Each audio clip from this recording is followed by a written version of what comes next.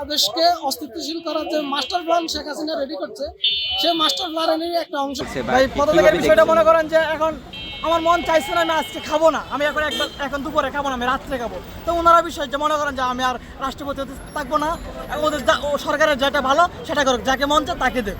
আমরা বর্তমান রাষ্ট্রপতি শাহাবুদ্দিন চুপ্পুর পদত্যাগ এটাকে ইতিবাচক হিসেবে দেখছি, এবং বর্তমান সরকার যে পদক্ষেপ নিয়েছে তাকে পদত্যাগ করানোর বা সে শারীরিক অসুস্থতার যে দোহাই দিচ্ছেন, আমরা মনে করি এটা শারীরিক অসুস্থতার দোহাই না। সে এখান থেকে পদত্যাগ করে দেশ থেকে সেফ এক্সিট নিয়ে খুনি হাসিনার সাথে ষড়যন্ত্র করে কিভাবে আবার বাংলাদেশকে অস্থিতিশীল করতে পারে সেই নাটক করার জন্য সে সেফ এক্সিট চাচ্ছে বলে আমি মনে করি। এবং বাংলাদেশকে অস্তিত্বশীল করার যে master plan Sheikh Hasina ready করছে, সেই মাস্টার প্ল্যানেরই একটা অংশ। আমরা বিভিন্ন গণমাধ্যম সূত্রে জানতে পারছি, পত্রপত্রিকার মাধ্যমে জানতে পারছি তিনি লন্ডন গিয়ে খুনি হাসিনার সাথে তিনি যোগাযোগ করেছেন। এবং এটা আমরা যত এখনো সরকারিভাবে আসে নাই, আমরা হয়তো মনে করি তদন্তের মাধ্যমে সেটা বেরিয়ে আসবে। এবং তিনি যাতে বাংলাদেশের বিরুদ্ধে, বাংলাদেশের জনগণের বিরুদ্ধে কোনো রকম ষড়যন্ত্র করতে না পারে, সেজন্য তাকে সরকার গ্রেপ্তার করবে এবং আইনের আওতায় নিয়ে আসবে। তার নামে বিভিন্ন দুর্নীতির অভিযোগ রয়েছে, সেগুলো তদন্ত হবে। এবং ইসলামী ব্যাংকের মতো একটা বড় ব্যাংকে তিনি লুটপাট করে খেয়েছেন, সেই মামলায় তাকে সরকারিভাবে তাকে গ্রেপ্তার করার জন্য আহ্বান জানাচ্ছি।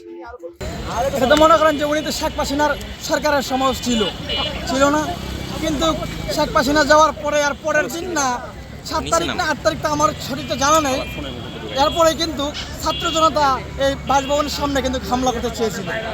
কিন্তু যখন দেখলো যে বাসভবনের সামনে, রাষ্ট্রপতি ভবনের সামনে যখন ছাত্র জনতা আসতেছে, তখনই সেনাবাহিনী এবং সরকারি কর্মকর্তারা ওনাকে গার্ড দিয়ে রাখার পরে মনে করেন যে কিছুদিন হয়ে গেল, এরপরে ইন্নুস সরকার আসলো, ইন্নুস কিছুদিন রইলো, 18 মাস রইলো, তারপর নির্বাচন দিল, তারেক জিয়া সরকার হইলো। এখন সরকার হওয়ার পরে এখন মনে করেন যে 5-7 মাস হয়ে গেল তারেক জিয়া সরকার হয়েছে। এখন উনি রাষ্ট্রপতি অসুস্থ ছিল, অসুস্থ থাকার পরে লন্ডনে গেছে চিকিৎসার জন্য। এখন কিছু লোক বলতেছে উনি শেখ হাসিনার সাথে পুনে আলাপ আলোচনা করেছে, তাই এখন উনি পদত্যাগ করতেছে। এখন শুনলাম যে আজকে নাকি উনি পদত্যাগ করছে, তাই আমরা দেখতে আসলাম তিনি নাকি পদত্যাগ করছে।